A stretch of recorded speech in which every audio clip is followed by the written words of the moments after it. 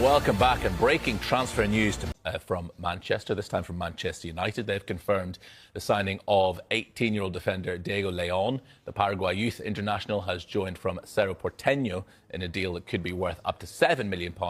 That follows yesterday's news that Marcus Rashford, Jadon Sancho, Alejandro Garnacho, Antony and Tyrell Malacia all want to leave Old Trafford this summer. Welcome along. Transfer time. Dharmesh and Michael are with me. Darms, let's start at Manchester United. Tell us about this exodus. Yeah, this is quite big news, actually. All of these players that you can see behind us, Marcus Rashford, Jadon Sancho, Alejandro Garnacho, Antony, Tyrell Malacia, have all informed, we understand, Manchester United that they want to leave the club. Now, as a result, Manchester United have actually delayed their return date to pre-season. The rest of the squad are expected back on Monday, on Monday, July the 7th, to return to pre-season. But all 5 of these players have been granted a delay so that they can try and sort out a solution for their future.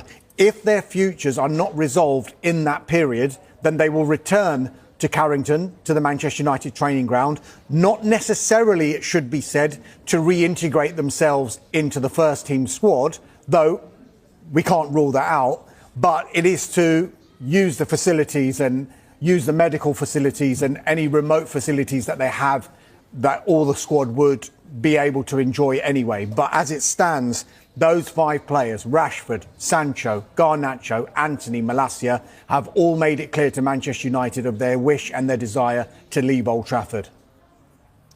And the interesting one as well, you know when your futures might be not at the club you're at, is when your number is taken away. What we also found out this afternoon, Matheus Cunha will now have that number 10 shirt, the famous Manchester United number 10 shirt, which Marcus Rashford has had since 2018. Now, Cunha was done so earlier, you forget what potentially a huge signing this could be for Manchester United, and it looks like he will wear that number 10 shirt, and we are told that Rashford was told about this earlier this summer.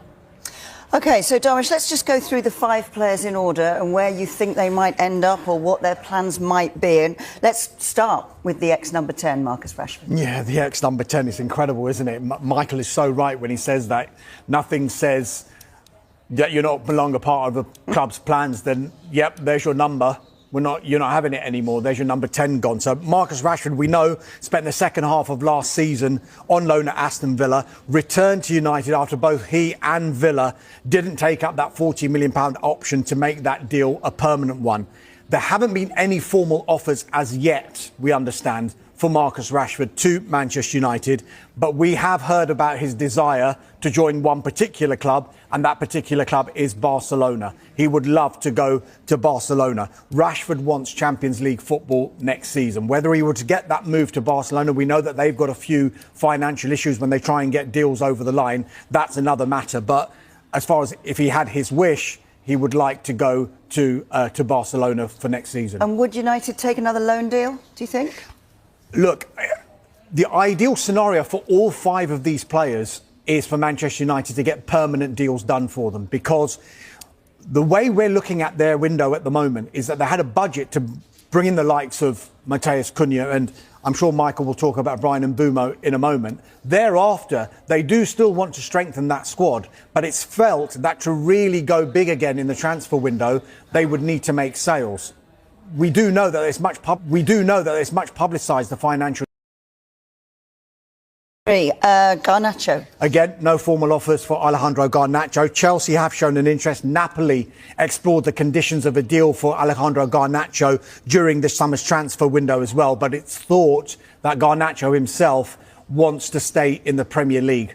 He didn't do himself any favours with regard to his Manchester United future, particularly after the Europa League final. He was on the bench and then he complained via social media, well, look, I played most of these games and I'm now getting 20 minutes in the final.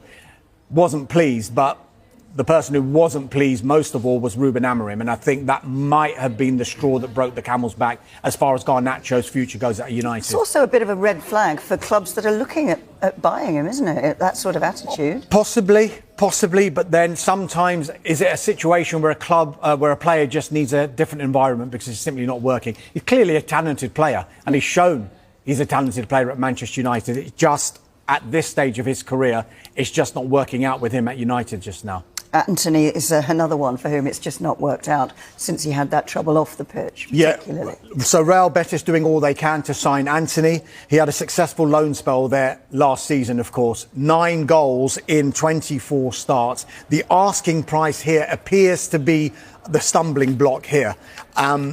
We think that Manchester United would want in excess of 25 or 30 million pounds. Whether Real Betis can afford that is another matter. Como have shown an interest in Anthony in this transfer window, but Anthony has made it clear that his preference is to go back to Real Betis because they took the chance on him. The relationship with him, the fans and the players is fantastic, and he really does want to go back there. Bayer Leverkusen, another one to watch. They've shown a tentative interest as well. Who's their manager? Erik ten Hag, who brought Anthony from Ajax to Manchester United. Erik ten Hag, who managed Anthony at Ajax. Erik ten Hag. So you can see why that one fits.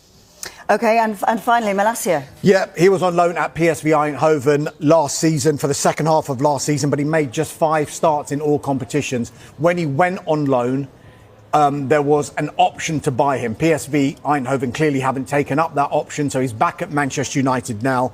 I think he's got a year left on his contract, but United have an option for a further year. So probably this is the summer to try and do business. But it's going to be a busy summer now for United, especially with these 5 players making it clear that they want out. We'll come back to the 5 leaving, but Michael, let's bring you in. What about Mbeumo and coming in? Where are we on that now? Well, we've said for the last 7 days we think it's close. Now that we expect United to go in with an improved offer, the discussions continue. Look, he's got 2 years left on his deal. The feeling is that they're not too far away. Brentford want at least £65 million, with most of it, if not all, guaranteed. Now, we heard from Phil Giles on Monday when he said that Mbeumo would be happy to stay if the deal cannot be agreed, which I found very, very interesting, because if you flip it round, we know he's been linked with other clubs, Tottenham, for example, and we're told that Mbeumo only wants to join Manchester United, but it doesn't sound like they're too far off. What it says to me, though, listening to all these players Dharmesh has mentioned, I'd say 4 out of that 5, how much of a say will that have on Ruben Amorim's incomings? Because it's not just the fees, it's the wages. But also, the fact that they've all said they want to leave, I mean, is that good news for Manchester United in a way? Because we've heard through grapevines that they don't want them anyway, and they want them off the wage bill. Yes, but what you said before is interesting, because if they've made it clear that they don't want to stay there, what's that going to do to their price? Because clubs will know that Manchester United do want to sell. And the later you go in the window without them being sold, I'm sure clubs might see that as an opportunity to try and get a lower price for them. Yeah, I mean, also, will these players go on their pre-season tour?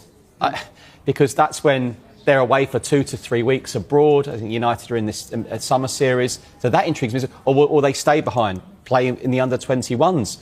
Localised games. So, yeah, loads to work out in such a short space of time. So what are the striker options then, Dharmesh, for Manchester United? Look, it should be subject to them being some money available. Yeah, but it should be said, Mbeumo, as Michael was mentioning there, he's the primary focus just now after they brought in Cunha, and then potential sales of those 5 players that we've spoken about, and maybe more as well. But they are still exploring a deal in the background for a striker. It's understood that Juventus actually mentioned the potential sale of Dusan Vlahovic, while Juventus and Manchester United were discussing a potential deal for Jadon Sancho. Let's be clear about this. Juventus are desperate to sell Vlahovic. He's into the final year of his contract now, and he is on absolutely massive wages. I spoke to Gianluca Di Marzio earlier on today, and he said that he's on €12 million net a year, which is good money if you can get it. And on the back of that, Juventus are still very interested in signing Victor Osimhen as well. You would think maybe everything is related here, Sancho and Conceição, and maybe trying to bring in Osimhen. Would they have to try and get Dusan Vlahovic off the books as well? But look, Vlahovic is clearly a good player, and he's one of a number of strikers that Manchester United will have looked at. Another one that they keep an eye on his situation is Ollie Watkins at Aston Villa.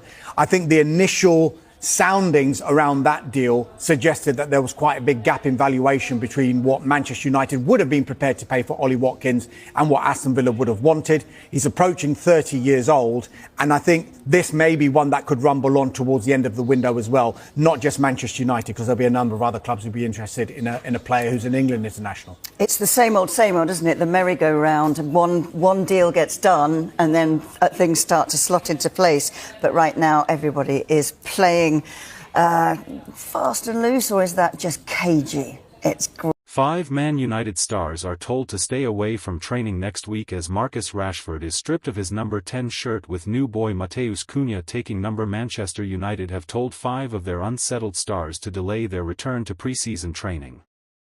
Alejandro Garnacho, Marcus Rashford, Antony, Jadon Sancho and Tyrell Malacia will now not report with the rest of the squad at Carrington on Monday morning, and will have to wait until later in the month.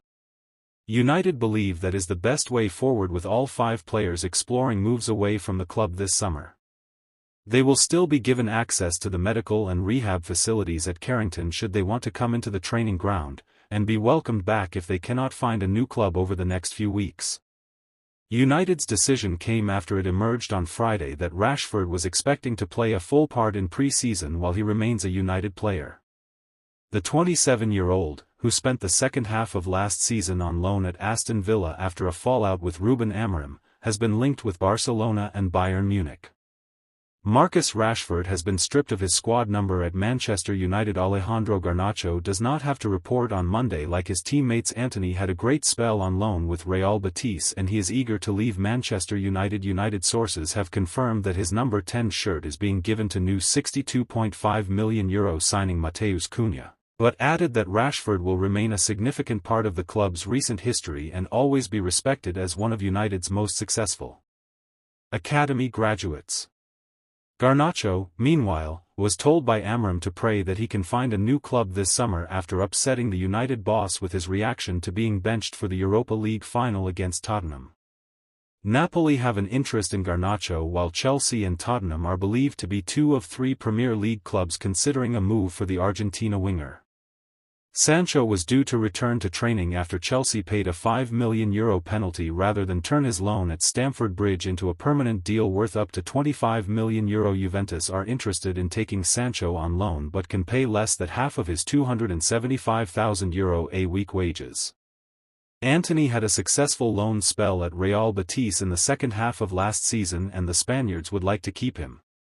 However, they will have to negotiate a new deal with United that could see the Brazil winger return to Spain on loan with an obligation to buy him for a fee of around €30 million. Malacia was also due back at United after PSV Eindhoven decided not to make his loan move permanent for €8.3 million and knows he is unlikely to figure in Amorim's plans. Rashford's number 10 shirt has been given to Matheus Cunha, regardless of whether he leaves. Ruben Amorim returned to Manchester United's training ground ahead of pre-season on Friday. Preparation for the new season picked up some momentum on Friday as Amorim and his staff returned to Carrington. Amorim was all smiles as he reported for duty at Carrington after enjoying time in his native Portugal, and he was soon joined by his coaching staff.